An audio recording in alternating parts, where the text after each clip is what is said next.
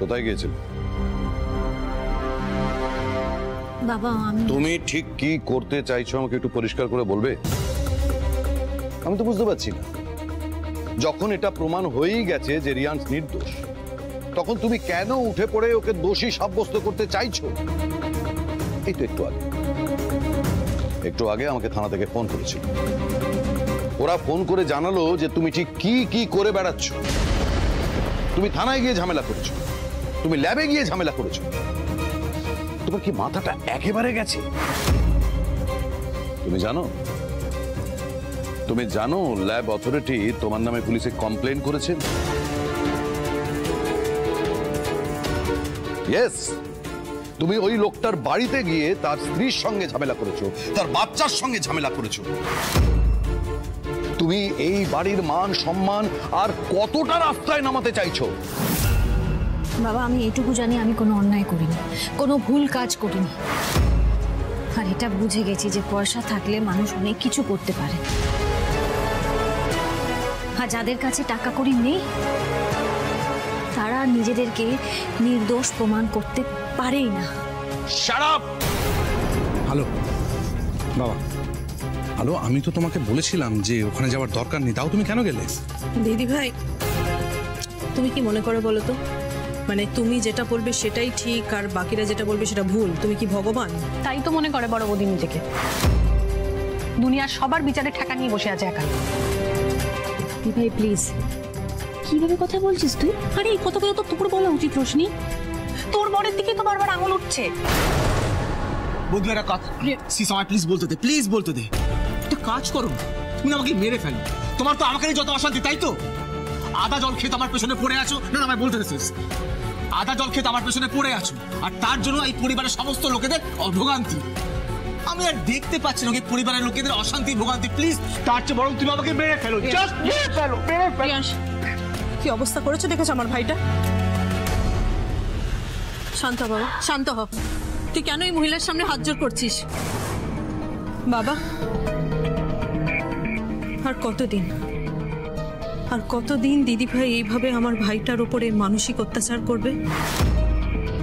দেখেছো তো, নিজেই দেখো তুমি এই বাড়ির পরিবেশটা কতটা বিষাক্ত করে তুলেছো।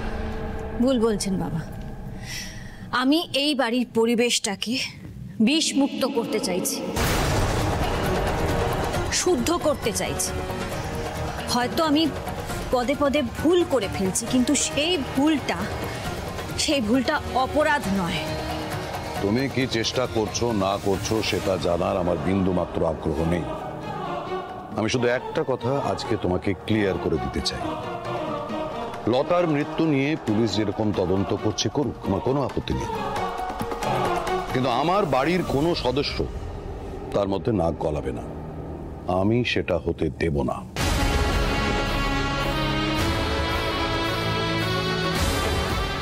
আমার উপর মায়ের আদেশ আছে বাবা, আপনি আমাকে যাই বলুন আমি রিয়াংশকে ছাড়বো না, কিছুতেই না।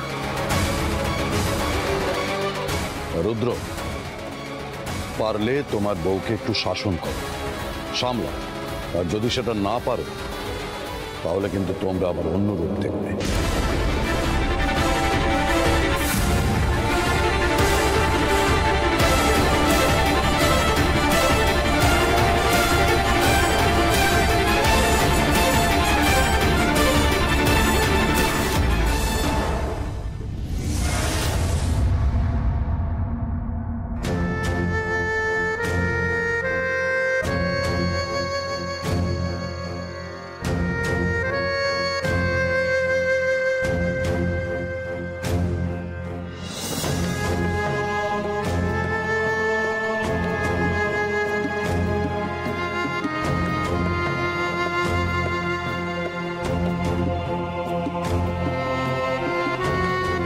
কি ব্যাপার আলো, তুমি না ঘুমিয়ে কেন পায়চারি করছো?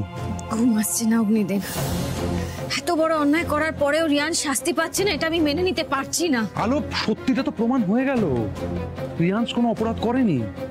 সিমেন্ট টেস্ট হলো এবং সেটাই সায়েন্টিফিক, ওইখানে প্রমাণ হয়ে গেছে রিয়ান্স অপরাধী নয়, তারপরেও কেন এটা নিয়ে পড়ে আছো তুমি? তার কারণ কারণ হচ্ছে একটা মেয়ে মরতে মরতেও রিয়াংশের নামটা নিয়েছে। আর নামটা নেবে না কেন যদি না সত্যি রিয়াংশ এই ঘটনাটা। দেখেছো আলো, তুমি আবার উত্তেজিত হচ্ছ। তোমার কিন্তু এই অবস্থায় উত্তেজিত হওয়া চলে না। তুমি নিজের কথা না ভাবো, জুনিয়রের কথা অন্তত ভাবো। ও আলো, তুমি শো, আমি আর কোনো কথা শুনো না, তুমি শোবে। শো, বসে। তুমি উত্তেজিত হবে না আলো, শো, তুমি শো, শো। আর উত্তেজনা নয় আলো, অনেক উত্তেজনা হয়েছে, সব প্রমাণ হয়ে গেছে, আর কিছু প্রমাণ করার নেই। আসল অপরাধীকে খুঁজে বার করতে হবে। আলো, চোখ বোঝো, ঘুমিয়ে পড়বে, চুপচাপ ঘুমিয়ে পড়বে। আলো, শুয়ে পড়ো, ঘুমো, ঘুমো। রিয়াংশকে এত সহজে আমি ছাড়বো না। আমি কথা দিলাম মা, রিয়াংশ ওর প্রাপ্য শাস্তি পাবে।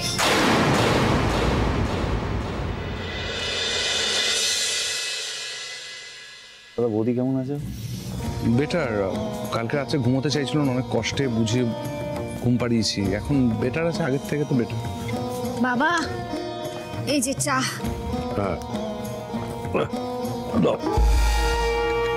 আপনার চা। জামাই দাদা, এই নে ছোট। এ হে বড় বৌমা, এটা কি করেছো? তুমি তো জানো আমি সুগারের পেশেন্ট, এত চিনি দিয়েছো? আমি চাতে চিনি দিয়ে ফেলেছি। বৌদি আজকে কিন্তু একটু গন্ডগোল করে ফেলেছো। তুমি তো জানো আমি বরাবর ব্ল্যাক কফি খাই, আমাকে দুধ কফি দিয়েছো আর বাবাকে এত চিনি দিয়ে চা, গন্ডগোল হয়ে গেছে আজকে না? ছোট শালাবাবু, তুমি বরং ওটা আমাকে দাও, এটা তুমি দাও। ও হ্যাঁ, কারণ বৌদি আজকে আমাকে কালো কফি দিয়েছে।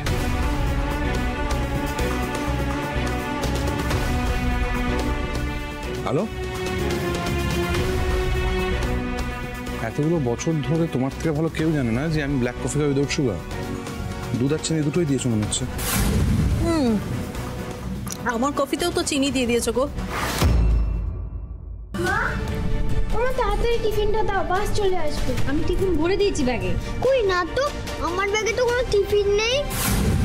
হ্যাঁ মা, আমার ব্যাগেও কিন্তু কোনো টিফিন নেই। বড় বৌদির টিফিন তো তুমি ওখানে রেখেছো, ওই তো বক্সগুলো।